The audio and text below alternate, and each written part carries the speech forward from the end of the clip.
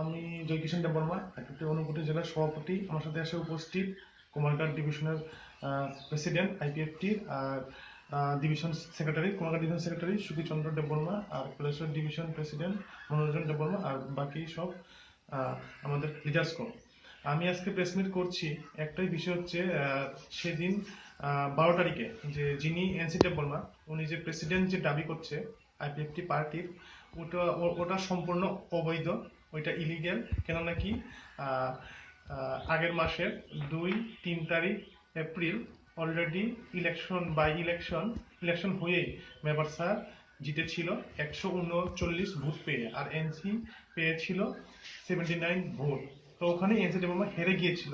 তো হেরে যাওয়ার পরও উনি নিজে প্রেসিডেন্ট দাবি করছে, ওইটা সম্পূর্ণ অবৈধ, ওইটা সম্পূর্ণ ইলিগ্যাল।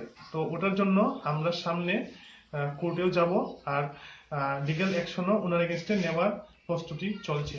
আর আরেকটা কথা বলতে চাই যে উনি আমাদের 3% যে ঠকিয়েছে, উনি প্রেসিডেন্ট নিজে প্রেসিডেন্ট ভেবে কয়েকজন গণসংখ্য 2-3 জন এমএলএ নিয়ে উনি যে প্রেস মিট যে করেছিল, প্লাস উনি যে প্রস্তাব যে রেখেছে মন্ত্রী গঠন করার জন্য সামনে যেখানে নতুন মন্ত্রিসভা, ওখানে উনি কি করেছে, আমাদের আইপিএফটির যে ট্রাইবাল ওয়েলফেয়ার আর হ্যান্ডলুম অ্যান্ড সেরিকালচারের সেরিকালচারের যে ইন্ডাস্ট্রি অ্যান্ড কমার্সের যে মিনিস্ট্রি পদটা ছিল, ওটাও উনি আমাদের আইপিএফটিকে বলি দিয়ে উনি বিজেপিকে সঁপে দিল। তো ওটাও আমরা বিরোধ করি। যেহেতু বিজেপি একটা ঠকবাজ পার্টি, বিজেপি শুধু আমাদেরকে না আইপিএফটিকে ঠকায়নি। 2021 ইলেকশনে বিজেপি 10,323 চাকরি যারা চাকরি হেরেছিল ওদেরকে ওনারা ঠকিয়েছে। আর ওনারা আমাদের আইপিএফটিকেও যে প্রস্তাব যে দিয়েছিল, যে কথা যে দিয়েছিল যে টেরিটোরিয়াল কাউন্সিল বানাবে, এডিসিকে অধিক ক্ষমতা দেবে, ওইসব ওরা কিছুই করেনি, কথাই রয়ে গেল।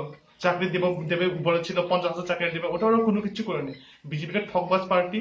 তো বিজেপিকে আমরা তো বিশ্বাস করে থেকে আমরা লাভ নেই। তো আমরা খাঞ্জার ক্ষেত্রেই যাওয়ার আশা আছে, আর মেম্বার স্যার যেদিকে আছে আমরা ওদিকে আমরা যাবার আশা আছে।